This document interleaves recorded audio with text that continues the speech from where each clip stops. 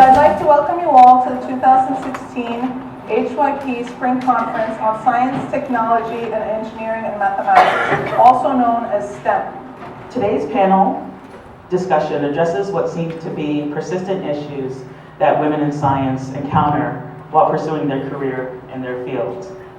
Women face unique challenges in the workplace with respect to race and gender, which can impede the ability to advance professionally in their careers. As we climb the ladder of success, women face the impeding glass ceiling that reminds us of the obstacles we must overcome, such as the need for networking opportunities and the building of alliances, family and lifestyle choices, wages or salaries, and the list goes on. In the future, there are genetic tests that we currently use, but in the future, it will be standard if you are identified as a person with a genetic problem. In the future, it will be standard to be able to separate the embryos and the sperm that are used to implant these embryos to avoid genetic diseases. This is already being done. If you're not aware of it and you're in STEM, you're late. And I think it's very important that people, especially if they're interested in going into medicine, be aware of it now and earlier than ever. So I think Socrates was trying to say the roots of education are bitter, but the fruit is sweet in probably your own education as you sit and study. And I've taken it to be that as a teacher, sometimes it is very tough, right? I mean, it's tough to get a student to listen to you for more than 10 seconds where they're not looking at their phone. So I tend to kind of mix in, real life with the science. And sometimes it's bitter, but if I can see my students succeed, and that end of the year when we're looking at the grades to see who passed this exam, I wish it wasn't like that, but it is, you can feel that excitement because you know that they've done something. For me, I love sciences in high school. I was intrigued by how the body worked and the complexities of it.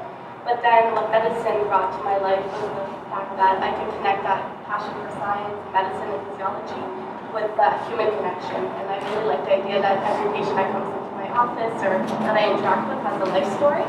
So it's just exploring life not just as a dichotomy of alive or dead or old or young, but just every person's unique and making that connection between science and human. Realizing that today's day and age, especially, I think leadership for men and women should come from helping others achieve their dreams too. Like, it's not about a selfish empowerment anymore. It's about saying, I'm in my place right now, how can I make other people get to that place as well? I think that's where leadership stands, and I think it's going to be, especially in women to women, it has to really be where we start. Because there is definitely a need for sure. As a friend once said, we are all Greek, explaining that it's not only a matter of geography or DNA.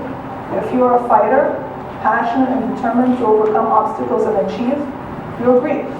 For those who perhaps are the first in their families to attend college or advanced studies, or perhaps a non-traditional vocational path for your social demographic or your background as first-generation Americans, keep in mind that we all want to have the potential to achieve success. We all need the fair and equal access to opportunities to push past our personal boundaries, to test our strengths and limitations, and to feel the joy of being challenged and succeed, to become what we're capable of becoming. This lobbying event is to get that $480 million back, funding to CUNY through whatever source, New York City, New York State, and we'll be investigating the relationship between those two governments as we go. In my mind, you've got to continue to support education. CUNY's been supported by the state for a good many years, and I'm not sure where the governor's going with this.